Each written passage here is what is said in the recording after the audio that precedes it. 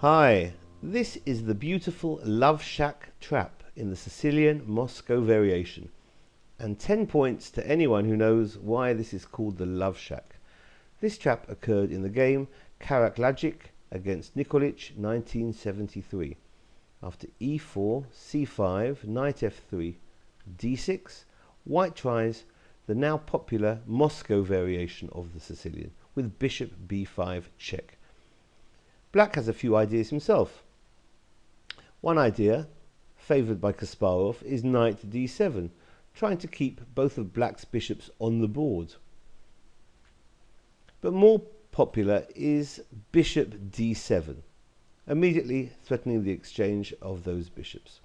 When White captures on d7, Black can capture knight b takes on d7, or queen takes d7, which puts the queen on a different diagonal with some offensive chances and keeps the square c6 open for the knight.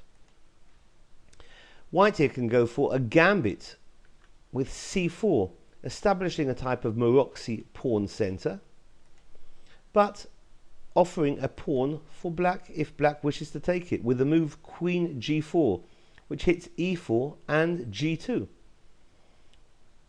White castles, guarding g2 and offering e4.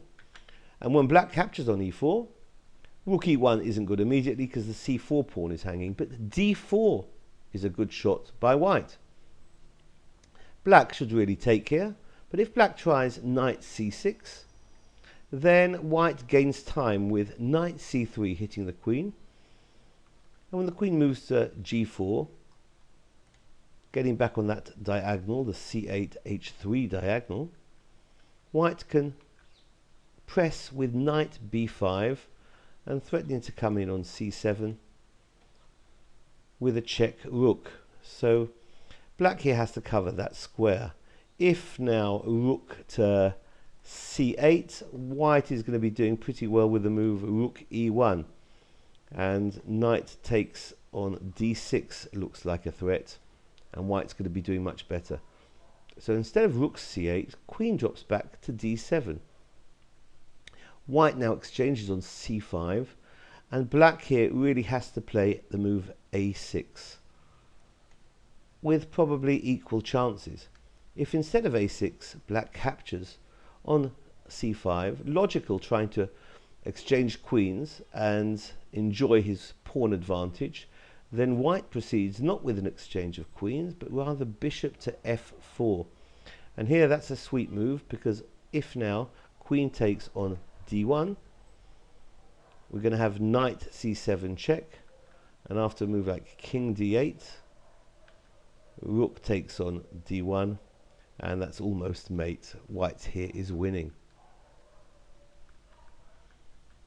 So after bishop f4, Black tries castles, but this now allows the move queen to a4, and we've got some other threats coming. We've got now knight takes on a7, or even nicer is queen takes on a7, because then after the knight recaptures on a7, knight takes knight on a7 is going to be mate. So Black tries queen f5, which is hitting the bishop now on f4.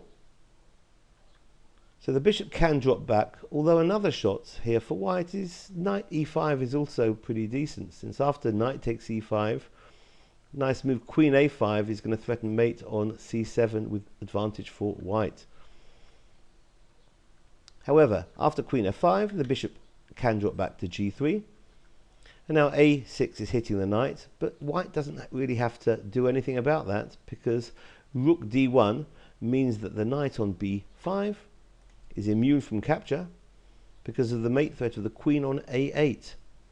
So after Black exchange rooks and rook takes on d1, Black takes the knight out to f6, and here White plays another great move, queen to a5 with a mate threat on c7. The queen's being offered up, but if knight takes the queen on a5, then we're going to have knight a7 checkmate. If knight takes queen, knight a7 checkmate. So in order to cover the c7 square, black drops the knight back to e8, covering c7. But here white wins in any one of two ways. White can play this great move, queen d8 check, and after knight takes, we have knight a7 checkmate. White could have played this checkmate in reverse order, could have played knight a7 check, and then after knight takes, we've got a mate on d8 with either the queen or the rook. So this has been the Love Shack trap in the Sicilian Moscow variation. Hope you found it instructive, and thanks for watching. Bye bye.